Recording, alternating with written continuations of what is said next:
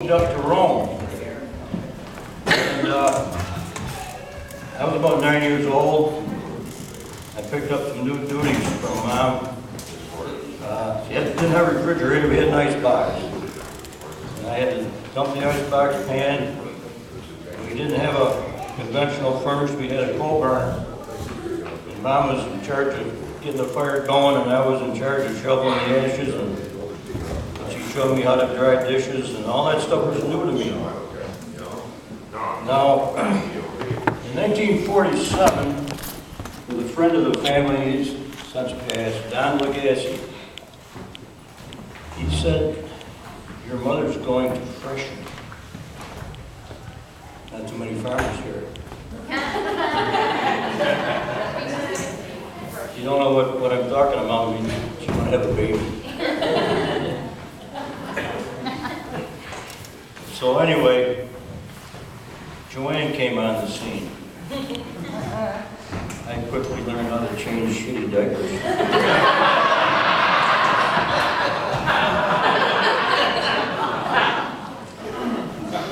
The old man was away at the time, working on the oar boats on the Great Lakes. But he must have shown up once in a while. One little thing about Joanne, she started drinking at a young age.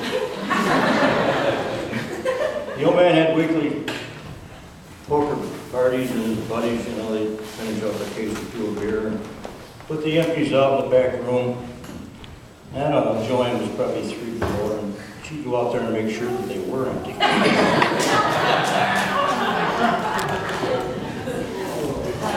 That's enough about Joanne, some things never change.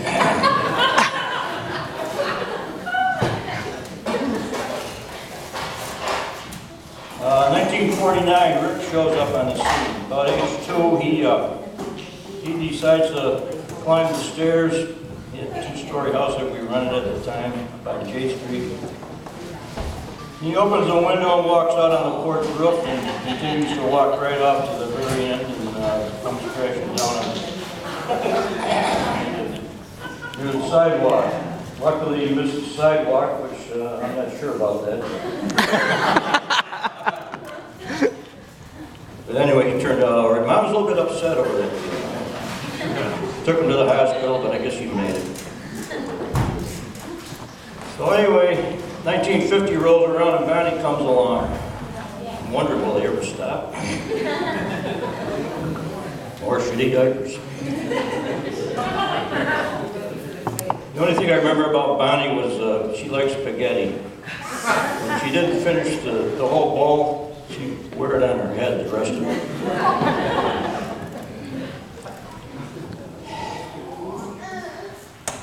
Mom was always taking in relatives and friends. I remember that. She, when I moved up there, her dad was still with us, and her uncle lived there. And then a few years after they passed, why, Midgie Hawkins was living with us. And even Norm Hawkins was there for a few times. He had an operation of some kind. We didn't have much, but she was always there to share everything that we did.